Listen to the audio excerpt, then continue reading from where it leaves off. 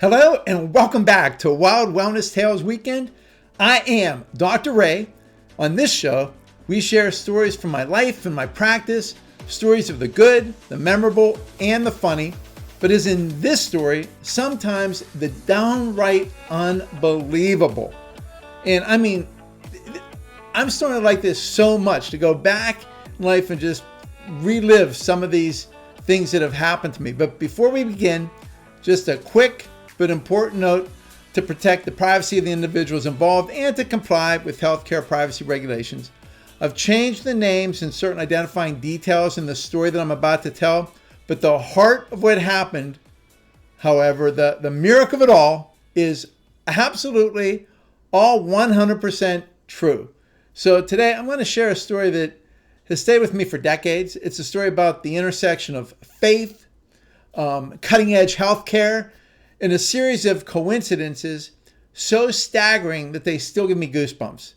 It's a story about a patient of mine, a man whose life was saved in so many ways, including by the hands of a skilled surgeon, but most importantly, by a voice in a stranger's heart.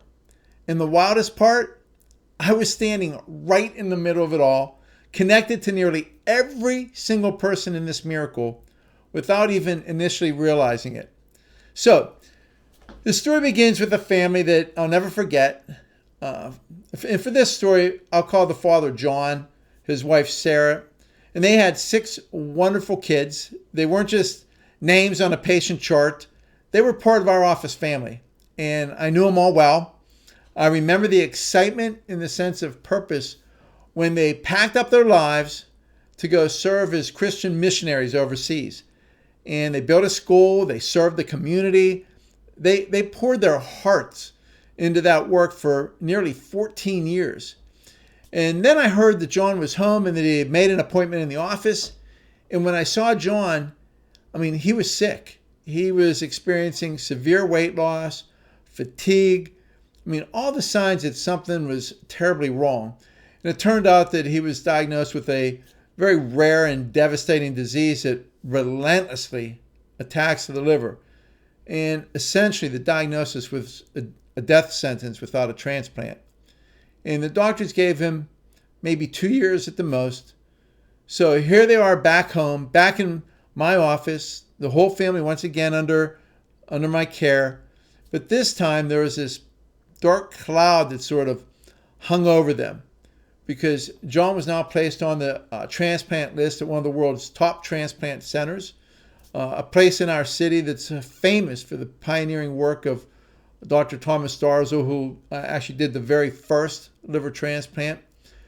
But this was in the, mid-90s, and the waiting list for a liver transplant was a brutal game of chance. It was probably the late 90s. But it was, like I said, it was a brutal game of chance. And John was basically running out of time. And the best hope that he had was a living donor transplant, which is a risky procedure where a healthy person donates a portion of their liver. But the match had to be perfect. And his wife, Sarah, their oldest son, they were tested. Some other family members were tested. They were all willing, but they weren't a match. So you can imagine, hope's fading. Everyone was just praying for some miracle while doing everything we could to try to keep his body strong. So we were doing chiropractic adjustments, nutritional support. We needed to keep his body strong enough to endure this weight. And fortunately, he was maintaining fantastic. But then the miracle happened, but it was in the most unexpected way. So John comes into my office one day, and he looked different. There was this spark in his eye. When he came in the room, he tells me, he goes, "Dr. Ray, you're not going to believe what happened to me." And he proceeds to tell me that he'd been asked to speak at a church in a nearby community. And, he'd go and share the story about his missionary work. He was still really doing the missionary work there, asking for donations for the school and different things like that. But he also discussed his current health battle and why he was home. And after he spoke, a man that he had never met before in his life came right up to him. The man looked at him and with this strange intensity told John that I'm your donor. And John, of course, was gracious, but of course skeptical. He explained how difficult it was to find a match, that even his own family members weren't compatible. And John told him that it would be highly unlikely that you'd be compatible, but thanked the man and told him, that was nice. But here this guy is, and he shook his head and he said something that sort of still sends shivers down my spine. I mean, he leans in, and as John describes it, he says, "You don't understand. I'm your match. I know I'm your match." He says, "God spoke to me, and he told me I'm your match." This man goes on and he says, "Look, I don't even want to do this. It scares me to death. But God told me that I have to do it." So a complete stranger, compelled by a voice that he said was God's, was now insisting on getting tested to donate a piece of his own body to save a man that he didn't even know. And the stranger told him that, like I said, he didn't want to do it. He said, but he has to do it. Now just imagine that. And I'm sure John had a bizarre mix of feelings. A feeling of shock, along with a tiny, fragile glimmer of hope. So, man ends up getting tested. And when the test results came in, the stranger was a perfect match. We're talking about, way more than probably a 1 in a million biological twin, basically. So they scheduled the surgery. John and his family were absolutely ecstatic. They're overwhelmed with gratitude and really disbelief by this whole thing. I mean, we all were. I was in shock after as he's telling me this. And just when I thought this story couldn't possibly get any more incredible, it did.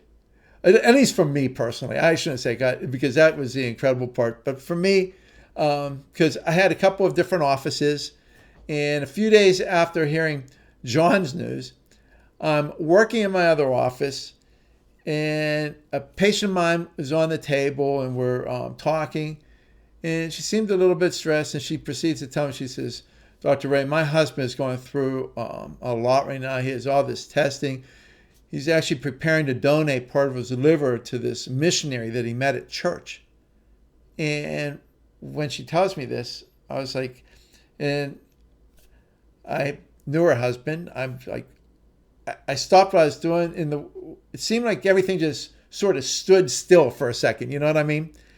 And she then told me the exact same story that John had told me, but now she's telling it from the other side. Her husband was the man from the church, the donor. And for our story, I'll call him Mark. And I just stared at her because I couldn't believe it. I told her, you're not going to believe this. But the man your husband is donating his liver to, he and his entire family, they're my patients. But the connections didn't even stop there. As we talked, I realized that not only was Mark's wife my patient, but his ex-wife was also a patient in my practice, and they were all still very close. In fact, she was a great patient of mine for many, many years. And right there in my small world of chiropractic care, essentially I knew everyone that was involved. I knew the recipient, I knew his family, I knew the donor, I knew his family. So I have two separate families from two different towns, unknown to each other, colliding in this beautiful, miraculous way. And I was the chiropractor for all of them. And I was also the one there to giving emotional support, giving physical support. What are the odds? You can't even make this stuff up. I was supporting both families emotionally and with chiropractic, nutrition. The surgery performed at that world-class transplant center was a success. It was actually a long, grueling procedure, but it all worked. Mark gave 60% of his liver, and John was given a new life. Actually, John's recovery was actually faster and easier, it seemed, than Mark's at the time, but they both recovered great. That the story was so powerful, it even drew national media attention. In my little moment of pride, just knowing that our practice was a small, quiet part of this incredible journey, supporting them every step of the way, it was absolutely incredible. John was given 17 more years of life because of Mark's incredible gift. 17 years to be a husband, a father to his 6 kids, and to continue sharing his powerful testimony. The story isn't just about a successful transplant. It's about listening to that quiet or sometimes not so quiet voice inside of us. It's about the connections that bind us in ways that we can't even see. And for me, it's a profound reminder that as a wellness doctor, I don't just care for patients. I get a front row seat to the most wild, the most memorable, and the most beautiful stories of human life. And to me, that is incredible. I'm Dr. Ray. Thanks for listening to Wild Wellness Tales. Join me next weekend as we explore another story of the incredible power of the human body, spirit, and connection. And until then, be well, hit that subscribe button, smash the like, and most importantly, be sure to share. And let's take back control of our health. And listen to that voice when it comes to us. This is just a great story of the human spirit, of God, of paying attention. And I'm just glad to be able to have the time, the opportunity to share it with you. Please share with others. Thank you.